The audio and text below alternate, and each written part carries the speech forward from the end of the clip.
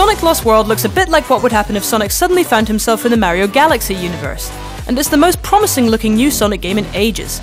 We've played it and spoken to its director Takashi Iizuka and come away impressed. Here are 5 reasons to feel optimistic about its prospects. Over its 22-year history, Sonic has been all over the place, jumping between genres and switching from 2D to 3D and back again. Sonic Lost World doesn't go right back to its roots in the same way that Sonic 4 did, but its locations, characters, even the colour scheme are hugely reminiscent of the Mega Drive days. There's even a casino stage. Sonic has a 22-year history, so there will be the hardcore fans that are used to the 2D Sonic. 2011 brought 3D and 2D together in generations. In Lost World, although it's 3D, the feel and look is derived from the Mega Drive days. We've merged a game that everyone can enjoy, whether you're an old or a new fan. The casino stage is a homage to the Mega Drive era, and a nod to the old fans. Though it's still a bit weird for most children of the 90s to see Sonic on a Nintendo console, Sonic and Nintendo have had a pretty good history together over the past few years. Sonic Colors on Wii is probably the best 3D Sonic game to date. Lost World, similarly, is a great fit for the Wii U, fitting in nicely with the tone of Nintendo's own games.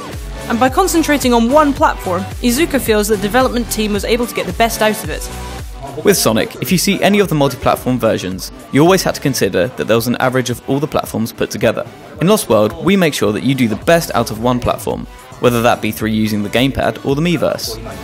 Sonic Lost World's levels twist and turn and catapult the blue blur through the air at speed, but they feel more like the old 2D Sonic levels than you'd think.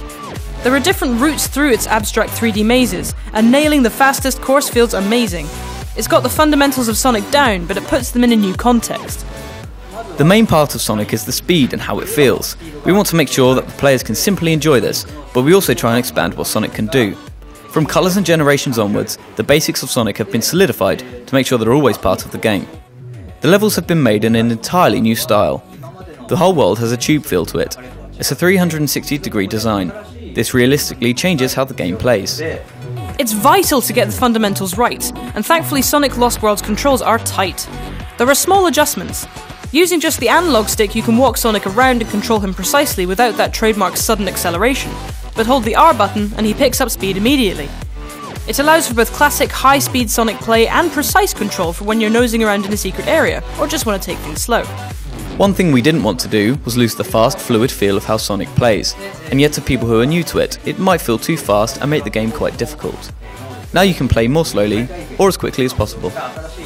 You've probably picked up on this by now, but Sonic Lost World looks amazing.